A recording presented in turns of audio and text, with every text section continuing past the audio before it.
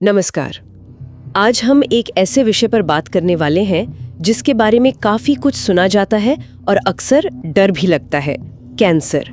हमारे पास एक विज्ञान लेख है जो इसे समझाने की कोशिश करता है और हमारी कोशिश रहेगी कि हम इस लेख के जरिए कैंसर की बुनियादी बातों को समझें कि आखिर ये है क्या, कैसे होता है और हाँ, इसके कुछ मुख्य प्रकार और इलाज क्या हैं। लेख कहता है कि ये मूल रूप से कोशिकाओं के अनियंत्रित विभाजन, मतलब उनके बेकाबू होकर बढ़ने की बीमारी है। बिल्कुल सही कहा आपने। देखिए, सामान्य तौर पर क्या होता है कि हमारी कोशिकाएं, हमारे सेल्स जरूरत के हिसाब से ही बढ़ते हैं, विभाजित होते हैं, एक कंट्रोल होता है। पर कैंसर में ये कंट्रोल गड़बड़ा जाता है। कोशिकाएं बस बढ़ती चली जाती हैं बिना रुके, और कभी-कभी तो ये शरीर के दूसरे हिस्सों में भी फैल जाती हैं। इसे मेटास्टेसिस कहते हैं। अच्छा, लेख में ये भी लिखा है कि कैंसर कोई एक बीमारी नहीं, बल्कि 200 से ज्यादा तरह के होते हैं और हर कैंसर अलग होता है।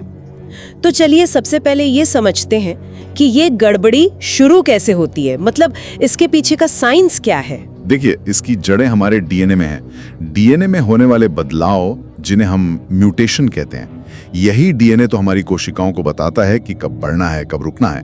अब जब कोशिकाएं विभाजित होती हैं, मतलब 1 से 2 बनती हैं, तो डीएनए की कॉपी बनती है, और इस कॉपी बनाने के प्रोसेस में कभी-कभी गलतियां हो जाती हैं, म्यूटेशंस। गलतियां मतलब डीएनए कॉपी ठीक से नहीं होता? हाँ, कह सकते हैं। सोचिए, हमारे शरीर में रोजाना ऐसी लाखों गलतियां होती होंगी। लाखों?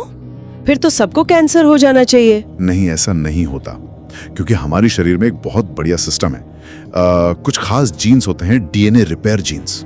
ये एक तरह के मैकेनिक हैं जो इन गलतियों को ठीक करते रहते हैं। अच्छा, रिपेयर मैकेनिज्म है। बिल्कुल।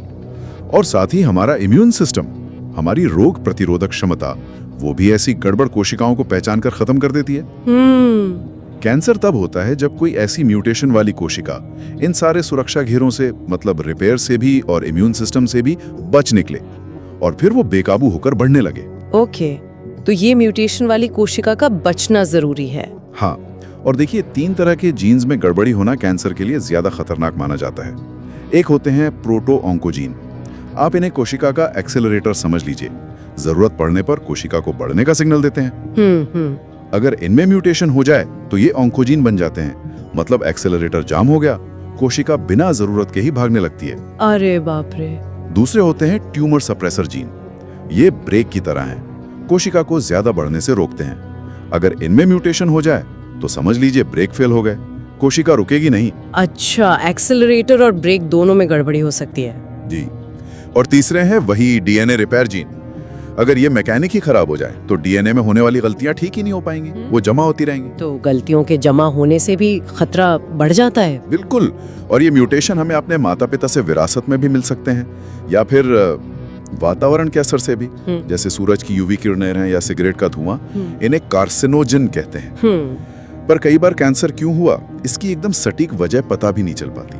अच्छा, तो ये जेनेटिक लेवल की बात तो समझ आई, लेकिन वो जो 200 से ज्यादा प्रकार वाली बात थी, उन्हें कैसे क्लासिफाई करते हैं? लेख बताता है कि अक्सर ये इस आधार पर होता है कि कैंसर शुरू कहाँ हुआ, मतलब शरीर के किस हिस्से में। हाँ, ये सबसे आम तरीका है। जैसे कई कैंसर में एक ठोस गांठ बन जाती है, जिसे ट्यूमर कहते हैं। स्तन कैंसर, फेफड़ों का कैंसर, त्वचा का कैंसर, ये सब उदाहरण है। अच्छा। तो एक बात ध्यान रखने वाली है। क्या? कि हर ट्यूमर कैंसर नहीं होता। अच्छा। कुछ ट्यूमर बिनाइन होते हैं, मतलब वो फैलते नहीं। अच्छा, ये जरूरी पॉइंट है। तो कुछ ट्यूमर वाले कैंसर हो गए, और दूसरे तरह के कैंसर खून या हमारे इम्यून सिस्टम में शुरू होते हैं, जैसे ल्यूकीमिया, जिसे ब्लड कैंसर भी कहते हैं, या लिम्फोमा। ये अक्सर बोन मैरो यानी अस्थि मज्जा में शुरू होते हैं। लेख में बच्चों के कैंसर का भी जिक्र है। ये वयस्कों के मुकाबले कम होता है ना? जी, काफी कम, पर होता है। लेख में अमेरिका के 2024 के आंकड़े दिए हैं कि करीब 9,600 बच्चों में 14 साल से कम उम्र के कैंसर का पता चला। ये तो चिंता की बात है। हाँ, पर इसमें एक बहुत अच्छी बात भी है। अब टेक्नोलॉजी और इलाज इतने बेहतर हो गए हैं कि इनमें से 80% से ज्यादा बच्चे पूरी तरह ठीक हो जाते हैं। अरे वाह, ये तो बहुत ही उम्मीद जगाने वाली बात है। बच्चों में कौन से कैंसर ज्यादा होते हैं? बच्चों में ल्यूकीमिया और लिम्फोमा सबसे कॉमन है। ओके, तो जब किसी को कैंसर डिटेक्ट होता है तो डॉक्टर आगे क्या करते हैं? सुना है स्टेजेस होती हैं। हाँ, स्टेजिंग बहुत जरूरी है।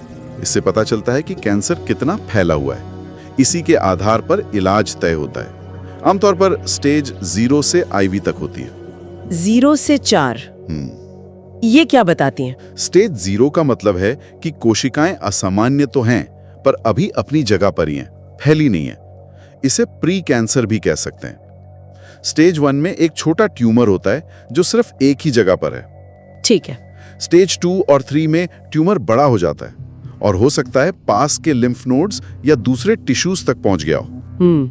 और स्टेज 4 का मतलब है मेटास्टेसिस, यानी कैंसर शरीर के शुरुआती हिस्से से निकलकर दूर के अंगों तक फैल गया है, जैसे लिवर, लंग्स या हड्डियों तक। ये सबसे एडवांस्ड स्टेज होती है। समझ गई। तो फिर इलाज वो कैसे तय होता है? इतने सारे प्रकार, इतनी स्टेजेस, इलाज भी बहुत अलग अलग होते होंगे। हाँ बिल्कुल। कैंसर के इलाज के विज्ञान को ऑन्कोलॉजी कहते हैं और इलाज कई बातों पर निर्भर करता है। कैंसर का टाइप क्या है, वो शरीर में कहाँ है, किस स्टेज पर है और मरीज की ओवरऑल हेल्थ कैसी है। सबसे आम इलाज है सर्जरी, जिसमें ट्यूमर को ऑपरेशन करके निकाल दिया जाता है। ये खासकर ठोस ट्यूमर के लिए होती है। हाँ, सर्जरी तो सुना है। फिर है कीमोथेरेपी। इसमें दवाएं दी जाती हैं जो तेजी से बढ़ने वाली कैंसर कोशिकाओं को मारती हैं। ये दवाएं पूरे शरीर में जाती हैं। और एक है रेडिएशन थेरेपी। इसमें हाई एनर्जी किरणों का इस्तेमाल करके कैंसर सेल्स के DNA को डैमेज किया जाता है ताकि वो बढ़ ना सके। अच्छा, कीमो और रेडिएशन, इनके अलावा भी कुछ है? जी हाँ, कुछ कैंसर हार्मोन्स पर निर्भर करते हैं तो उनके लिए हार्मोन थेरेपी होती है। और आजकल इम्यूनोथेरेपी पर बहुत जोर है। ये बहुत ही रोमांचक फील्ड है। इसमें शरीर के अपने इम्यून सिस्टम को ही इस तरह बदला या मजबूत किया जाता है कि वो कैंसर सेल्स को पहचान कर उन पर हमला करे। वाह, मतलब बॉडी खुद ही लड़ेगी कैंसर से। बिल्कुल। और ब्लड कैंसर जैसी बीमारियों में स्टेम सेल ट्रांसप्लांट भी एक विकल्प है। कभी कभी गर्मी या लाइट का इस्तेमाल भी होता है कैंसर सेल्स को मारने के लिए। इतने सारे विकल्प हैं, लेकिन ये भी सुना है कि इलाज के साइड इफेक्ट्स बहुत होते हैं। हाँ, ये एक अहम मुद्दा है। देखिए, कीमोथेरेपी या रेडिएशन जैसी थेरेपीज कैंसर कोशिकाओं को तो मारती हैं, पर वो शरीर की उन स्वस्थ कोशिकाओं को भी नुकसान पहुंचा सकती हैं जो तेजी से विभाजित होती हैं। जैसे हमारे बालों की जड़ों की कोशिकाएं या हमारे पेट और आंतों के अंदरूनी परत बनाने वाली कोशिकाएं। ओह, इसीलिए बाल झड़ते हैं या जी मिचलाता है। बिल्कुल, यही वजह है। लेकिन वैज्ञानिक लगातार इस कोशिश में हैं कि ऐसे इलाज खोजें जो सिर्फ कैंसर सेल्स को टारगेट करें और स्वस्थ सेल्स को कम से कम नुकसान पहुंचाएं। इसके लिए बहुत रिसर्च होती है, क्लिनिकल ट्रायल्स होते हैं, ताकि इलाज ज्यादा असरदार बने और उनके दुष्प्रभाव कम हों। तो कुल मिलाकर इस चर्चा से और लेख से ये समझ में आता है कि कैंसर कोई एक चीज नहीं है। ये मूल रूप से कोशिकाओं की अनियंत्रित ग्रोथ है जो DNA में बदलाव यानी म्यूटेशन से शुरू होती है। बिल्कुल, सैकड़ों प्रकार हैं, अलग अलग स्टेजेस हैं और इलाज भी बहुत विविध हैं जो लगातार बेहतर हो रहे हैं। हाँ, और ये याद रखना बहुत जरूरी है कि हमारा शरीर ज्यादातर समय DNA में होने वाले इन बदलावों से खुद ही निपट लेता है। हमारा इम्यून सिस्टम, हमारे रिपेयर मैकेनिज्म, ये सब काम करते रहते हैं। ये एक पॉजिटिव बात है। जी, और जहाँ शरीर नहीं निपट पाता वहाँ चिकित्सा विज्ञान लगातार आगे बढ़ रहा है।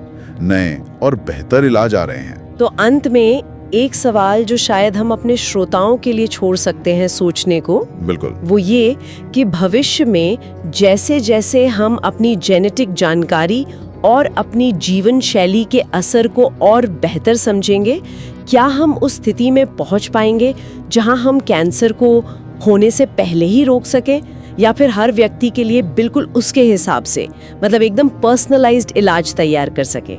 ये वाकई एक बड़ा और अहम सवाल है जिस पर दुनिया भर में वैज्ञानिक काम कर रहे हैं और उम्मीद है कि भविष्य में इसके जवाब मिलेंगे। उम्मीद पर ही दुनिया कायम है।